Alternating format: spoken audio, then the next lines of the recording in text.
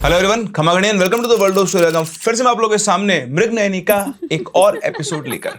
मृगनयनी के last episode में आपने देखा कि किस तरह से मृगनयनी ने राजेश की बहन शिखा को भी अपने जाल में फंसा लिया और अब उसको वो अपना जरिया बनाना चाहती है अपनी उन ताकतों को हासिल करने का जिसे उस तांत्रिक ने अपने गुरु के पास संरक्षित रखा हुआ है। उसे पता नहीं है कि वो शक्तियां कहाँ है, वो कलश कहाँ है, और जैसे तैसे शिखा को यूज करके वो उन शक्तियों तक पहुंचना चाहती है। और इसी के चलते मृगनयनी ने शिखा को दिया सुंदरता का एक गिफ्ट, एक तोहफा। शिखा को उसने इतना सुंदर बना दिया जितना कभी शिखा ने इमेजिन भी नहीं किया था, और उसके जाल में फंसकर शिखा अब उसकी हर संभव मदद करने को तैयार है। तो क्या मृगनयनी शिखा के द्वारा अपनी शक्तियों तक पहुंच पाएगी? आइए बढ़ते हैं आगे और देखते हैं कि आगे क्या होता है। लेकिन उससे पहले अगर आपके पास वैसे कोई रियल सुपरनेचुरल एक्सपीरियंस है या फिर कोई इंटरेस्टिंग स्टोरी है तो आप हमारी इन दी गई आईडीज पर हमसे शेयर कर सकते हैं।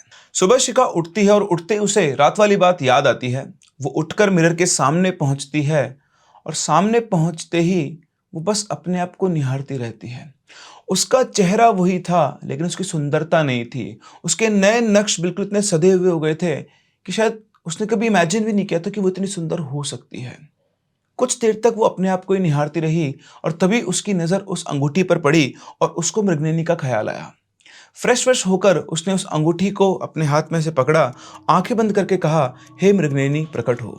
और जैसे उसने कहा पूरे कमरे के अंदर एक अलग ही तरह की खुशबू फैल गई और आंख खोलते उसके सामने मृगनयनी खड़ी होकर मुस्कुरा रही थी और वो उससे कहती है, कहो सुंदरी कैसी हो। शिखा शर्माते हुए कहती है, अच्छा अब ये बताओ कि मुझे करना क्या है। तो फिर मृगनयनी उससे कहती है, सुनो, उस पाखंडी तांत्रिक का एक बेटा है जिसका नाम है हर्षानंद। अपने पिता की मृत्यु के बाद वो भी बहुत दुखी है और यही सही समय है उसको सहारा देने का। तुम उससे मिलने जाओ और तुम उसे ये बताओ कि जिस तरह से उसके पिता की मृत्यु हुई है तुम्हारा भाई भी यहाँ से गायब है और एक दुखियारा ही दूसरे दुखियारे को सहारा दे सकता है, बाकी तुम खुद समझदार हो। उसकी बात सुनकर शिखा का माथा ठनकता और बोलती है, अच्छा एक बात बताओ, तुम भाई को कैसे जानती हो और ये अंगूठी भाई के पास भी थी, क्या तुम भाई से भी मिलती थी? मृगनयनी कहती है, हाँ, तुम्हारे भाई ने ही मुझे इस अंगूठी से बाहर निकालने की संपूर्ण विधि की थी। अगर वो नहीं होता तो मैं इस अंगूठी से कभी बाहर नहीं आ पाती और आज तुम्हारे सामने खड़ी भी नहीं होती। उस तांत्रिक ने तुम्हारे भाई को बहला फुसलाकर उस दिन मुझे वापस से इस अंगूठी में सदैव के लिए बांधने का प्रयास किया और वो मुझे हमेशा के लिए अपने पास रखना चाहता था। वो तो भला उस पिशाचिनी का जो वहां पर आ गई और मुझे वहां से निकलने का मार्ग मिल गया। शिखा बोली, क्या तुम पता नहीं लगा सकती हो कि भाई कहां पर है? तुम तो अप्सरा हो, तुम तो जहां चाहे वहां जा सकती हो, तुम तो जो चाहे वो देख सकती हो। उसकी बात सुनकर मृगनयनी मुस्कुराते हुए बोली, तुम्हें क्या लगता है मैंने ये पता लगाने की कोशिश नहीं की कि वो कहां पर है, लेकिन पता नहीं वैसे कौन से अज्ञात जगह पर चला गया है जहां मैं उसे ढूंढ ही नहीं पा रही हूं। लेकिन हाँ, मुझे इतना ज्ञान है कि वो सुरक्षित है और सही समय आने पर वो वापस लौट आएगा। तुम उसकी बिल्कुल चिंता मत करो, मैं तुम्हें वचन देती हूँ कि तुम्हारा भाई बिल्कुल सुरक्षित है। उसकी बात सुनकर बोलती है, अच्छा ठीक है, अब मुझे ये तो समझ में आ गया है कि मुझे आगे क्या करना है, लेकिन मैं अपने घर से ऐसे ही आ गई, मैं ना कुछ कपड़े वपड़े लेकर आई, ना कुछ भी मेरे पास नहीं है। तो मृगनयनी बोलती है, तुम चिंता मत करो, उन सब की व्यवस्था अपने आप हो जाएगी। तो शिखा बोलती है, कैसे? तुम एक काम करो, वो जो तुम्हारे भाई की अलमारी है उसके अंदर एक छोटी सी तिजोरी है, उस तिजोरी के अंदर धन रखा हुआ है, तुम्हें जितनी आवश्यकता हो वो धन तुम वहां से ले सकती हो, अपने लिए कपड़े वगैरह जो भी तुम्हें खरीदना है वो खरीद सकती हो। तो शिखा कहती है, नहीं, वहां तो कोई तिजोरी नहीं है, कल रात को ही मैंने पूरी अलमारी को चेक किया था, वहां कोई तिजोरी नहीं है। तो मृगनयनी कहती है, तुमने शायद ठीक से नहीं देखा, एक बार दोबारा जाके देखो। उसकी बात मानकर शिखा वापस उस अलमारी पे जाती है, अलमारी को खोलती है तो खोलते उसकी आंखों के सामने एक छोटी सी तिजोरी रखी हुई थी। और कल रात को वाकई में वो तिजोरी नहीं थी, क्योंकि वो तिजोरी जहां रखी हुई थी अलमारी खुलते ही वो नजर सबसे पहले आपकी वहीं पर पड़ेगी। उसको देखकर वो एकदम से आश्चर्यचकित रहे। उसने पीछे देखा तो पीछे मृगनयनी नहीं थी, वो वहां से जा चुकी थी। खैर, मृगनयनी के कहे अनुसार उसने तिजोरी को खोला तो उसके अंदर नोटों की गड्डियां रखी हुई थी। उसने उसमें से अपनी जरूरत के हिसाब से कुछ पैसे निकाले और सीधा मार्केट की तरफ निकल गई। मार्केट के रास्ते में वो ये सोच रही थी कि कल रात को तो तिजोरी वहां पर नहीं थी, लेकिन फिर थोड़ी देर में से समझ में आ गया ये सब मृगनयनी की माया है और उसे अब उसके लिए नॉर्मल हो गया था, क्योंकि 2 दिन जो उसके गुजरे थे, कल रात को आज जिसके साथ हुआ, तो वो समझ चुकी थी कि वो किसी पारलौकिक शक्ति के साथ डील कर रही है और उसके थ्रू उसकी सारी इच्छाएं पूरी हो सकती है। खैर, वो मार्केट पहुंचती है, शॉपिंग करती है, कपड़े-वपड़े खरीदती है, फिर वापस से अपने घर आती है, वहाँ पर आकर वो चेंज-वेंज करके सीधा चली जाती है उस तांत्रिक के घर, जहाँ पर उसकी तीये की बैठक चल रही थी। वो दूर खड़ी होकर इंतज़ार करती है, वहाँ पर कुछ लोग आए हुए थे, ज़्यादा नहीं 8-10 लोग थे और जैसे ही सभा खत्म हुई, बैठक खत्म हुई, उसके बाद सब लोग चले गए, तो वो उसके बेटे के पास जाती है, उसे आवाज़ देती है, "हर्ष, सुनो।" हर्ष पीछे घूमता है और देखता है एक बहुत ही सुंदर सी लड़की उसके सामने खड़ी हुई है। उसे देखकर वो बोलता है कि जी, आप कौन? तो शिखा कहती है कि मैं तुम्हारा दुःख समझ सकती हूँ कि तुम्हारे पिताजी की मृत्यु हुई है, वैसे मेरा भाई राजेश भी उसी दिन से गायब है और तुम्हारे पिताजी की जान मेरी आँखों के सामने उस पिशाचिनी ने ली थी। क्या? राजेश तुम्हारा भाई है? हर्ष बोला।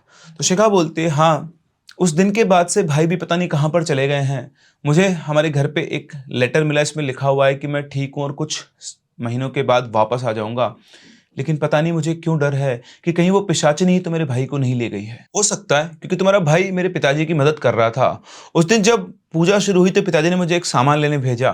जो सामान था बड़ी आसानी से बाजार के अंदर मिल जाया करता था। लेकिन उस दिन पता नहीं क्या था, किसी भी दुकान पर वो सामान नहीं मिल रहा था और मैं पूरे बाजार में ढूंढता रहा और जब तक मैं यहाँ पहुंचा तब तक अनर्थ हो चुका था। मैंने अपने पिताजी को यहीं निढाल पड़े हुए देखा और इतना कहकर वो फपक फपक कर रोने लगा। शिखा ने उसके कंधे पर हाथ रखा और उसे संभालते हुए कहा, जो बीत गया वो बीत गया। तुम्हें अब हिम्मत रखनी होगी और तुम्हें अपने पिताजी की मृत्यु का बदला उस पिशाचिनी से लेना होगा। उसकी बात सुनकर हर्ष अपने आंसू पोंछते हुए बोला, हाँ, मैं अपने पिताजी के बलिदान को व्यर्थ नहीं जाने दूंगा। मैं उस पिशाचिनी से बदला जरूर लेकर रहूंगा, चाहे इसके लिए मुझे अपनी जान की बाजी क्यों न लगानी पड़े, लेकिन उस पिशाचिनी का अंत मैं जरूर करके रहूंगा। इतने में शिखा कहती है कि हाँ हर्ष, और इस काम में मैं तुम्हारा पूरा साथ निभाऊंगी। शिखा अपना हाथ हर्ष के सामने रखती है। हर्ष उसके हाथ में अपना हाथ रखता है और इस तरह से हर्ष और शिखा की टीम तैयार होती है उस पिशाचिनी का अंत करने के लिए। वो दोनों कसम खाते हैं कि वो दोनों मिलकर उस पिशाचिनी का अंत कर देंगे। यहाँ पर शिखा और हर्ष दोनों को कोई अंदाजा नहीं है कि गंगाधर ही शक्तिमान है, मतलब पिशाचिनी ही मृगनयनी है और ये दोनों मिलकर उस पिशाचिनी को हराने की कसम खाते हैं। खैर, हर्ष से मिलने के बाद शिखा वापस से अपने घर पहुंचती है। खाना वाना खा पीकर वो मृगनयनी को बुलाती है और वो बताती है कि किस तरह से पहली मुलाकात में हर्ष उसकी मदद करने के लिए या उसका साथ देने के लिए तैयार हो चुका है। मृगनयनी खुश होते हुए कहती है, अरे वाह, मुझे तो पहले से पता था कि तुम उसे बड़ी आसानी से वश में कर लोगी, लेकिन एक बात का ध्यान रखना, उससे तुम कभी मेरे बारे में कोई बात मत करना और आगे होकर उसके गुरु के बारे में कुछ भी मत पूछना। उसके पिताजी के जो गुरु थे उनके बारे में कुछ भी मत पूछना, वरना उसे शक हो जाएगा। तुम उसे अपने साथ रखो, अपने प्रेम पाश में बांधो और धीरे धीरे धीरे जब उसे तुम पर विश्वास हो जाएगा तो वो अपने आप तुम्हें बता देगा कि उसके पिताजी के गुरुजी कहाँ रहते हैं। तुम उसे अपने विश्वास में लेकर इतना विवश कर देना कि वो खुद तुम्हें बता दे कि वो कलश कहाँ पर है और उसके पिताजी के जो गुरु है वो कहाँ पर रहते हैं। हाँ, मैं इस बात का ध्यान रखूंगी, लेकिन वो बेचारा बहुत सीधा और ईमानदार है, उससे किसी तरह का धोखा करना सही नहीं होगा, शिखा ने कहा। तो मृगनयनी कहती है, कहीं तुम पहली मुलाकात में उससे आकर्षित तो नहीं हो गई हो? अरे नहीं नहीं, मुझे तो बस जो लगा वो मैं तुम्हें बता रही हूँ। वो लड़का बेचारा अपने पिताजी की मृत्यु से बहुत आहत है और उसके अंदर एक बदले की आग है। वो उस पिशाचिनी से अपना बदला लेना चाहता है। तो मृगनयनी कहती है, पिशाचिनी? कौन पिशाचिनी?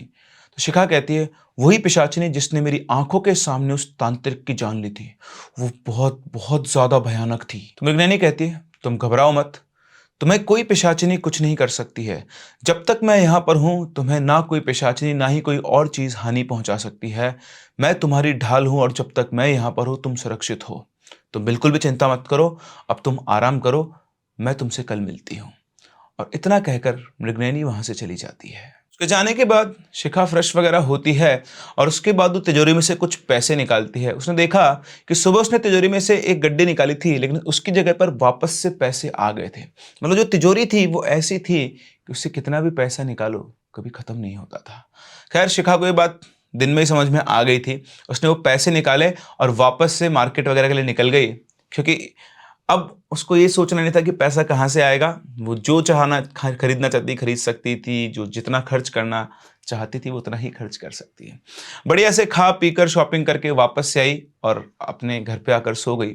अगले दिन जब वो हर्ष से मिलने पहुंची तो हर्ष ने उसे बताया कि कल रात को वो पिशाचिनी हर्ष के सपने में आई थी और वो उसे डरा रही थी। वो उससे कह रही थी कि वो उसे भी जिंदा नहीं छोड़ेगी, अगर वो अपनी जान बचाना चाहता है तो वो इस घर को छोड़ दे। तो शिखा कहती है क्या, लेकिन वो एक सपना भी तो हो सकता है, क्योंकि तुम्हारे दिमाग में सब चल ही रहा है। अभी अभी ताज़ा उसने तुम्हारे पिताजी की जान ली है, तुम्हारे मन में उससे बदला लेने की आग है और उसकी वजह से हो सकता है कि तुम्हारा दिमाग तुम्हारे साथ खेल रहा हो। मैं एक तांत्रिक का बेटा हूं शिखा, सपने और हकीकत में फ़र्क समझता हूं। इतने सालों से मैंने अपने पिताजी के साथ रहकर यही सीखा है कि ये चीज़ें तुमसे इसी तरह कम्युनिकेट करती है। वो कोई सपना नहीं था, वो मुझे चेतावनी देने आई थी। तो शिखा कहती अच्छा, तो फिर अब तुम आगे क्या करोगे? तुम तो तुम्हारे पिताजी की तरह तांत्रिक भी नहीं हो और तुम्हारे पास तो कोई शक्ति भी नहीं है, तुम उस पिशाचिनी से कैसे लड़ोगे? हर्ष कहता है हाँ, मैं वो तो नहीं हूं, लेकिन मैं हार नहीं मानूंगा। उसे मेरे बाबा की मौत का हिसाब जरूर देना होगा। मुझे जल्दी से जल्दी गुरुजी से मिलना होगा। शिखा चौंकते बोलती गुरुजी? कौन गुरुजी?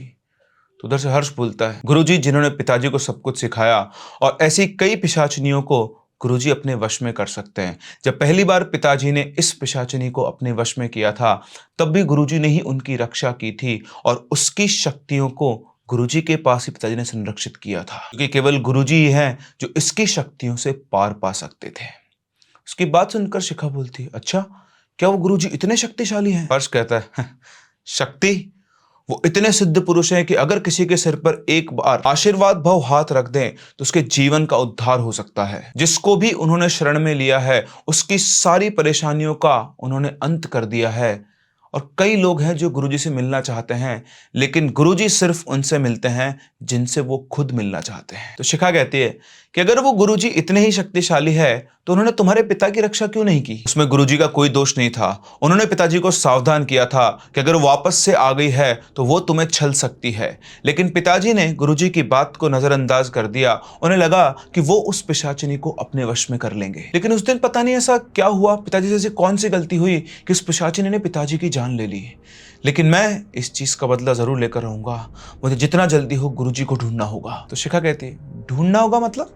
वो तो तुम्हारे पिताजी के गुरुजी है ना, तुम उनका घर तो जानते ही होंगे।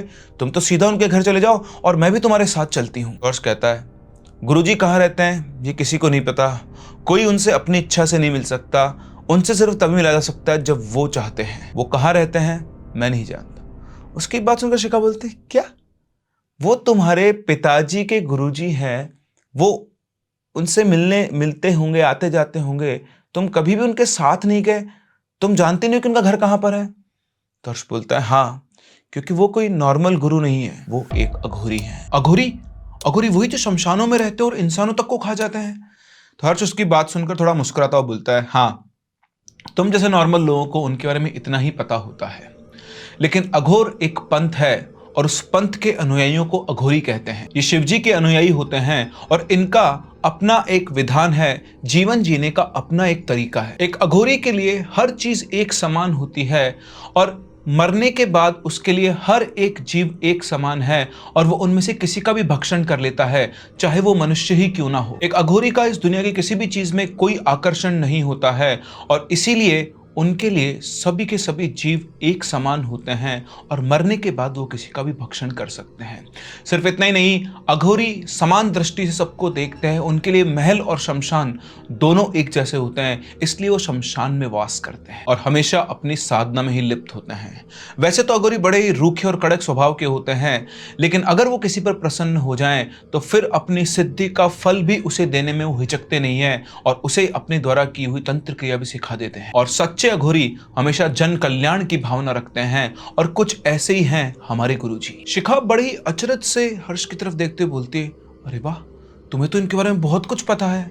हम लोगों को तो सिर्फ उतना ही पता है जितना टीवी और सोशल मीडिया पे दिखाया जाता है। मुझे नहीं पता था अघोरी ऐसे भी होते हैं।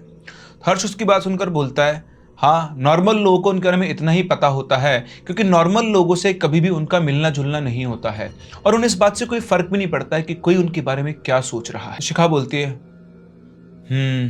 लेकिन बात तो अब भी यह है ना कि गुरुजी को आखिर ढूंढा कैसे जाए? अगर वो पिशाचिनी तुम्हें डरा रही है, तुम्हें धमका रही है, तो तुम्हारे पास समय ज़्यादा नहीं है, हमें कुछ ना कुछ करना होगा और जल्दी से जल्दी गुरुजी को ढूंढना होगा। उसकी बात सुनकर हर्ष बोलता है, हाँ तुम सही कह रही हो, मुझे गुरुजी को जल्दी जल्दी ढूंढना होगा, इससे पहले कि कुछ और गलत हो। लेकिन तुम ये करोगे कैसे? तो हर्ष बोलता है कि वो मुझे पता है कि मुझे क्या करना है।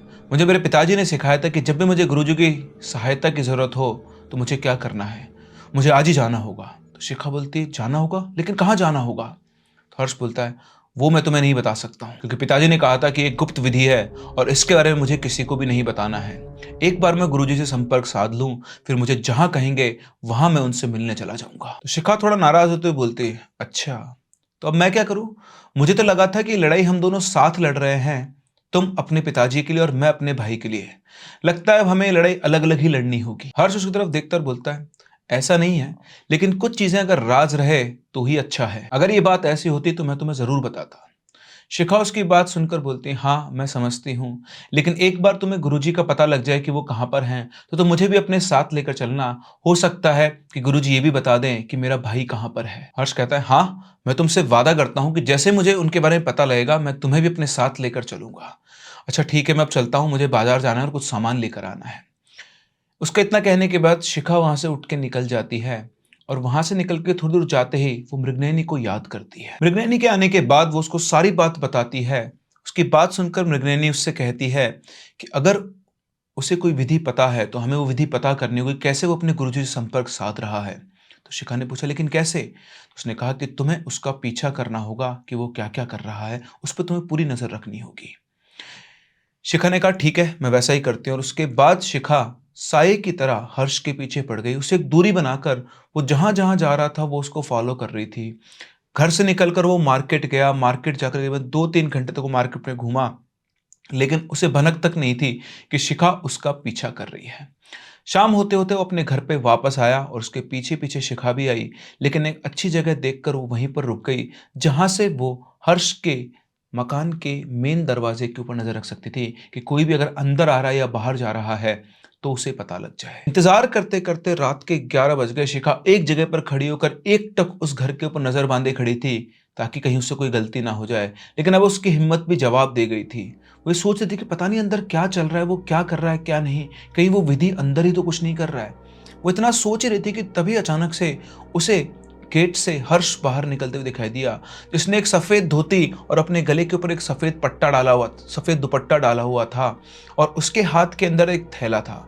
उसने बाहर निकल के चारों तरफ देखा और फिर एक दिशा के अंदर उसने चलना शुरू किया। शिखा भी एक सेफ डिस्टेंस बना के उसके पीछे पीछे चल देती है और करीबन आधा घंटा चलने के बाद वो एक शमशान घाट के बाहर पहुंचता है।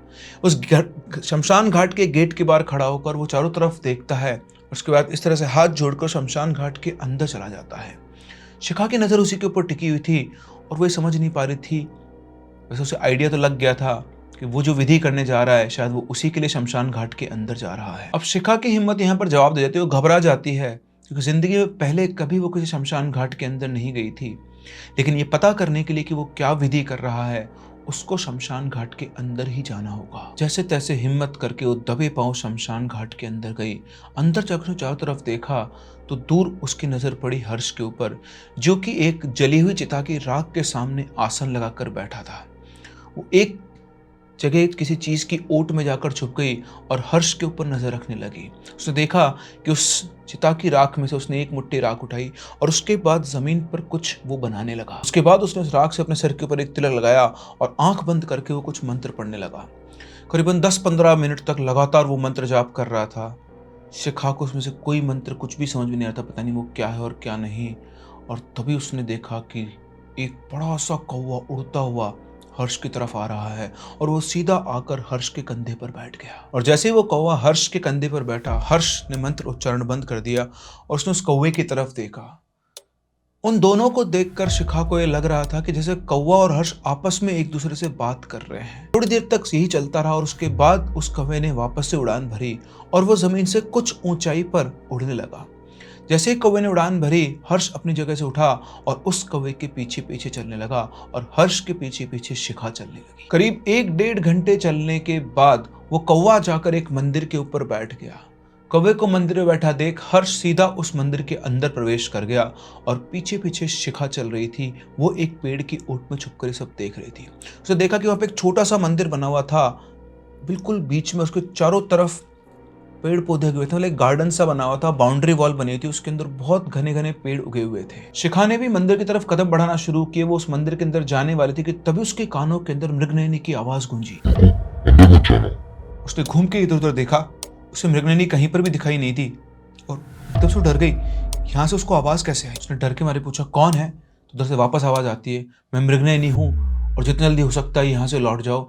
अगर उन्हें पता लग गया कि तुम उसके पीछे आई हो तो बहुत बड़ी मुश्किल हो सकती है। तो शिखा बोलती है, लेकिन मैं तो देख लूं ना कि वो अपने गुरुजी के पास ही आया है। तो उधर से फिर से आवाज आती है, अगर उसे ये पता लग गया कि तुम उसका पीछा करते हुए यहाँ तक आई हो तो फिर हर्ष का विश्वास तुम पर से टूट जाएगा और वो आगे तुम्हें कुछ भी नहीं बताएगा। हमें जो पता करना था वो हमने पता कर लिया है, अब तुम यहाँ से लौट जाओ बिना समय व्यर्थ किए। उसकी बात शिखा को समझ में आ गई और वो तुरंत वहां से वापस लौट गई, बिना ये देखे कि अंदर क्या हुआ। उसे बिल्कुल भी नहीं पता था कि वो जगह कौन सी है। क्या वाकई में वो अपने गुरुजी से मिलने पहुंचा है या फिर ये कोई और है? वैसे आपको क्या लगता है, क्या वो कौवा वाकई में हर्ष को उसके पिताजी के गुरुजी के पास लेकर आया है? क्या उसके गुरुजी इस मंदिर में रहते हैं? क्या मृगनयनी ये जान चुकी है कि हर्ष जिसके पास आया है वही उसका लक्ष्य है और वही उसे अपनी शक्तियों तक पहुंचा सकता है? अगर जानना चाहते हैं तो जुड़े रहे हमारे साथ, ये सब आपको पता लगेगा अगले एपिसोड में। कहानी अगर आपको पसंद आ रही हो, सीरीज अगर आपको पसंद आ रही है तो लाइक करना बिल्कुल ना भूलें और इसे मैक्सिमम लोगों तक शेयर करें। हम लोग मिलते हैं अपने अगले एपिसोड में, तब तक के लिए keep loving and keep listening.